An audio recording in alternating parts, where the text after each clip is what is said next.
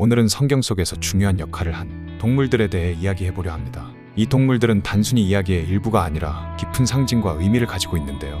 성경에 등장하는 동물들 중 어떤 동물이 가장 중요한 역할을 했을까요? 지금부터 함께 알아보겠습니다. 첫 번째, 개. 개는 인간에게 있어 가축 그 이상, 친구, 가족으로 많이 생각됩니다.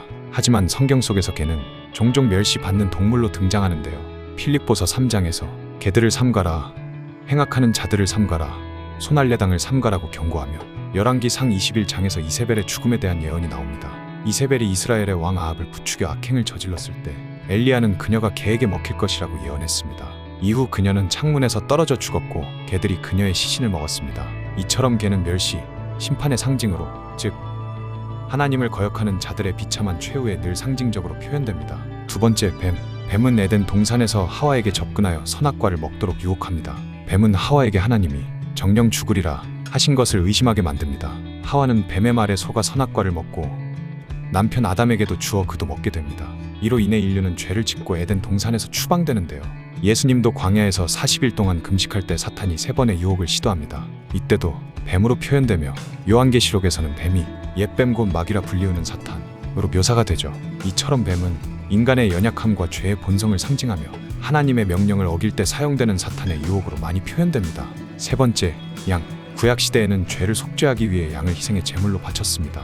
출애굽기 12장에서 6월절 양의 피는 이스라엘 백성들을 죽음에서 구원했다고 나오며 요한복음 1장 29절에서 세례 요한이 예수님을 보고 보라, 세상 죄를 지고 가는 하나님의 어린 양이로다 라고 말합니다. 또한 누가복음 15장에서는 잃어버린 양의 비유를 통해 예수님은 한 사람의 죄인이 회개하는 것을 기뻐하신다고 가르치며 예수님은 하나님의 어린 양으로 불립니다. 이는 예수님이 인류의 죄를 대신하여 희생된다는 의미인데요. 이처럼 양은 순종과 희생의 상징으로 기독교인들에게 예수님의 희생과 사랑을 상기시키는 역할을 합니다. 네 번째, 비둘기. 창세기 8장에서 노아의 홍수 후 비둘기가 올리브 잎을 물고 돌아와 홍수가 끝났음을 알립니다.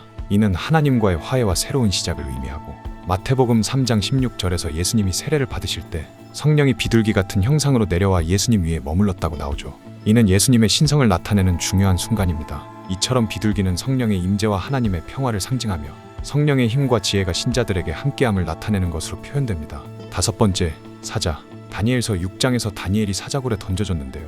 그가 하나님 외에 다른 신에게 기도하지 않았기 때문입니다.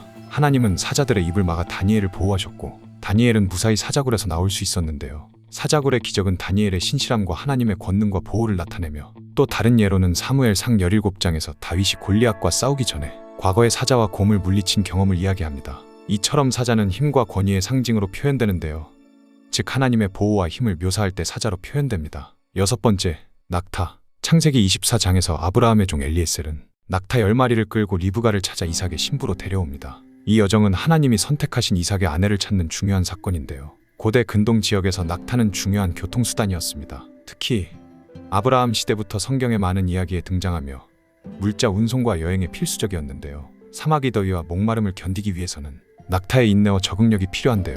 이처럼 낙타는 신앙생활에서의 인내와 끈기의 중요성을 상징합니다. 일곱 번째, 독수리. 오직 여호와를 앙망하는 자는 새 힘을 얻으리니 독수리의 날개치며 올라감 같을 것이요. 이사야 40장에서 이는 하나님을 믿고 의지하는 사람들에게 새 힘과 용기를 주신다는 의미인데요. 또 다른 예로 출애굽기 19장 4절에서 하나님은 이스라엘 백성을 독수리의 날개로 업어 데려왔다고 말씀하십니다. 이는 하나님이 이스라엘을 보호하고 인도하신 것으로 해석되는데요. 독수리는 하나님의 보호와 능력을 상징하며 믿음의 높이를 상징합니다. 여덟 번째, 물고기. 물고기는 초기 기독교의 중요한 상징으로 예수님과 제자들과 관련이 깊습니다. 오병이어의 기적에서 예수님은 물고기 2마리와 보리떡 5개로 5,000명을 먹이셨고 마태복음 4장 19절에서 예수님은 제자들에게 나를 따라오라 내가 너희를 사람을 낚는 어부가 되게 하리라고 하셨습니다. 이는 제자들에게 사람들을 하나님께로 인도하는 사명을 부여한 것인데요. 이처럼 물고기는 풍요와 기적, 자비의 상징으로 표현되며 생선을 낚는 표현은 신자들에게 전도와 사명으로 묘사가 됩니다. 아홉 번째, 당나귀. 나귀를 구해오라고 지시하시고 그 나귀를 타고 예루살렘에 입성하셨는데요. 마태복음 21장에서 예수님은 제자들에게 이는 메시아가 평화의 왕으로 오심을 상징하고 스가랴 9장에서는 시온에 따라 크게 기뻐할지어다 내 왕이 내게 임하시나니 그는 공의로우며 구원을 베푸시며 겸손하여 나귀를 타시나니 나귀의 작은 것 곧 나귀 새끼니라 라고 예언되어 있는데요.